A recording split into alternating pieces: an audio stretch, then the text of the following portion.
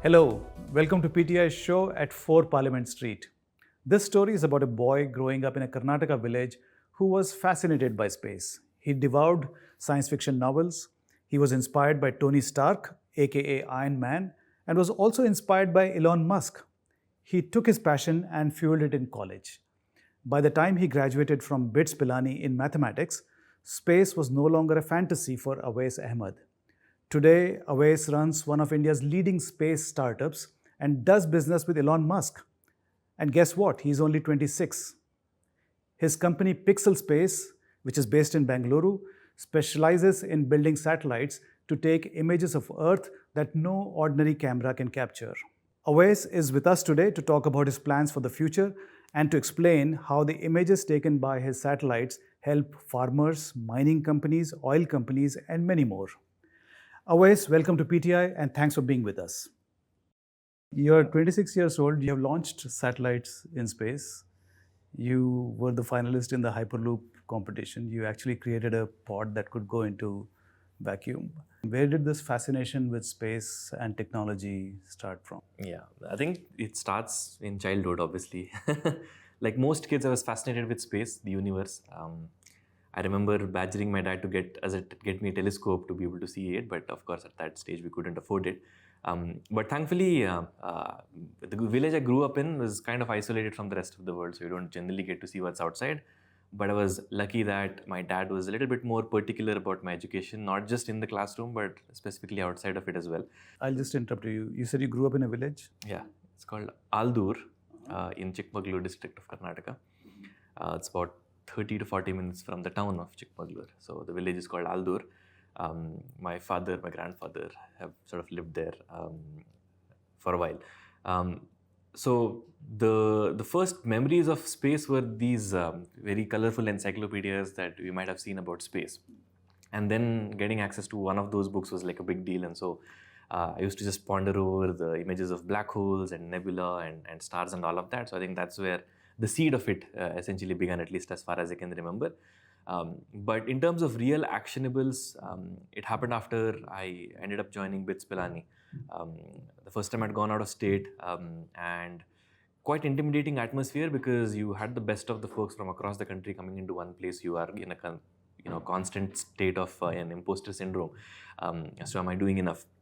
But there was a team called Team Anant, which was a student satellite team, which was a team that was part of the ISRO student satellite program, done in selective universities where scientists from ISRO would come in and help teach how to design, build satellites. So as soon as I got to learn that there was this team present in BITS, I was like, I want to be a part of it. And you have to go through a testing stage to be a part of the team. They selected about 6 to 8 people from every batch, and then they did it for 4 years, and then the mantle kept passing over. So thankfully became a part of that team, and more than going to classes, I think I spent my time learning and doing that, especially 4th, 5th month of college, and from there till the middle of second year or so.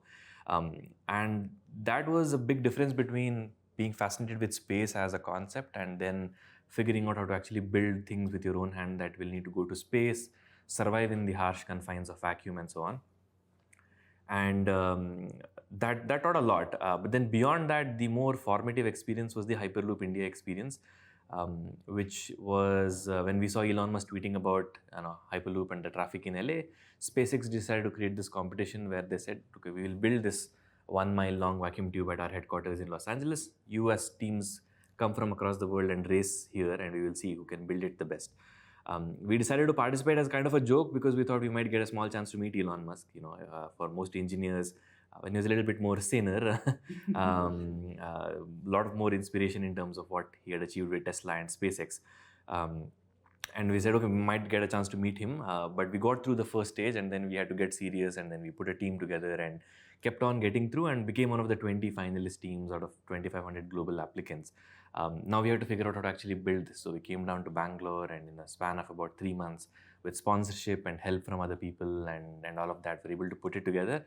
And when we took it to the SpaceX headquarters, that was an even more severe case of imposter syndrome, because now you had folks from the likes of MIT and Technical Institute of Munich, much better funded teams, but also much more senior folks. These folks were either masters or PhDs, whereas we were all bachelor students from BITS. But I think that really taught that you don't really need to have an experienced team to do something. If you really have dedicated young folks, you can sort of build something like that and take it, present it to Elon, meet someone like that and the rest of the SpaceX team. But the final, I think, inspiration was just looking at the SpaceX factory. Probably one of the most cutting edge places in the world in terms of the kind of tech being built. You're building engines that is taking one of the world's most powerful rockets to space. And we got to see that firsthand through our own eyes. And that was like kind of a pilgrimage for me, seeing those rocket engines being built. The first rocket booster that had landed back after going to space on Earth, the first case of reusability in a rocket and all of that. That was like the eureka moment. I remember 27th of August in 2017 that I want to devote the rest of my life to space.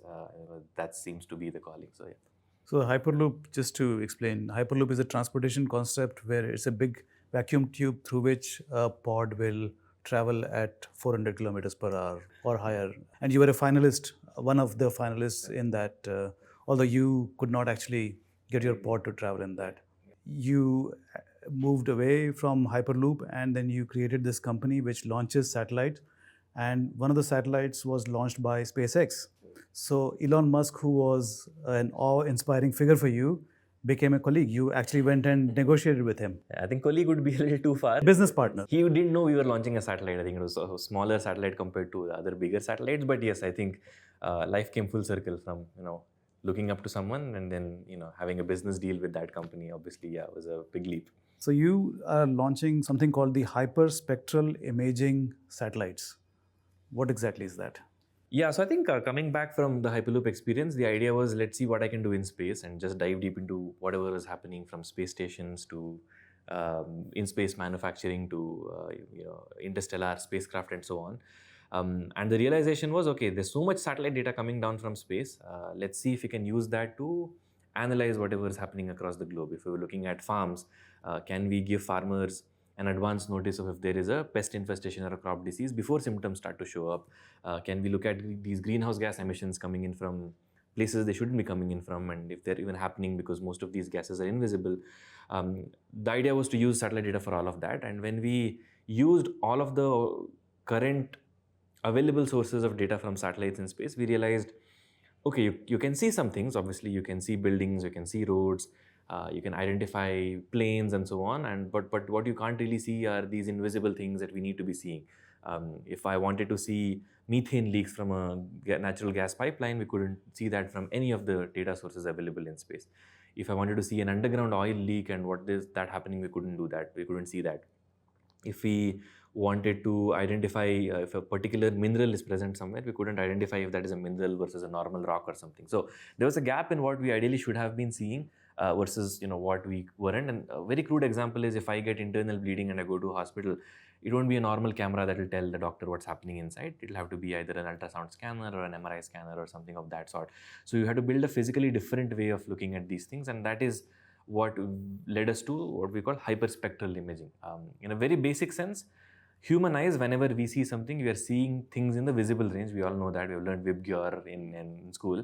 But VIBGYOR is basically in the visible range. And even in visible range, it's a combination of only 3 wavelengths: red, green, and blue. And the VIBGYORs are basically shades of those. So human eyes are only seeing 3 wavelengths. That's what we are able to see. Even normal cameras are RGB cameras, red, green, blue cameras.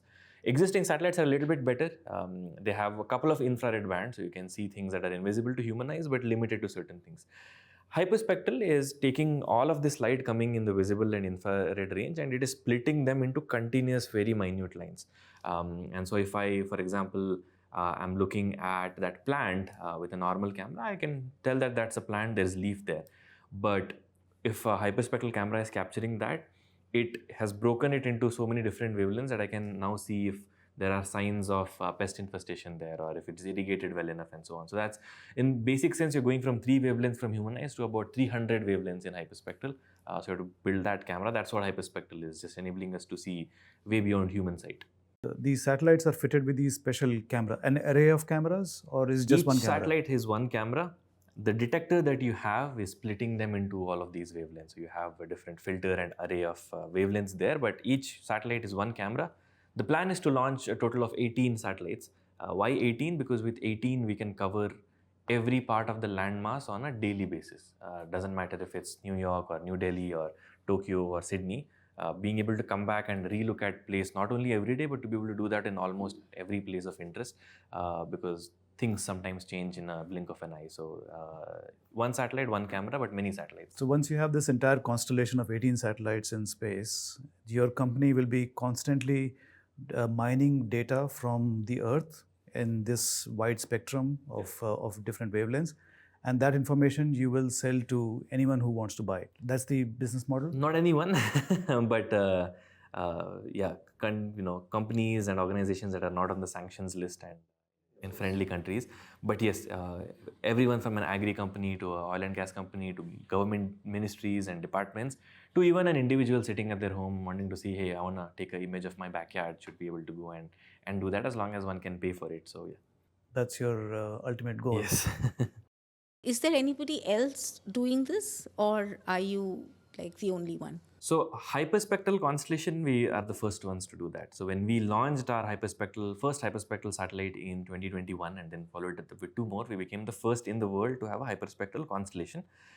Now there are other companies also trying to do hyperspectral, because obviously if there is a pot of gold, people will go for it. But in terms of the resolution of our data, which is at 5 meters and 300 wavelengths, to the best of my knowledge, at this stage, we're the only ones having built that and launching again 6 more satellites before the end of this year. There are about not more than 4 or 5 serious companies, especially in the North American continent, that are trying to do this. But when we did, we were kind of breaking the ice with hyperspectral. But there were other companies doing satellite imaging of other sorts. We just came in with hyperspectral that unlocks other things.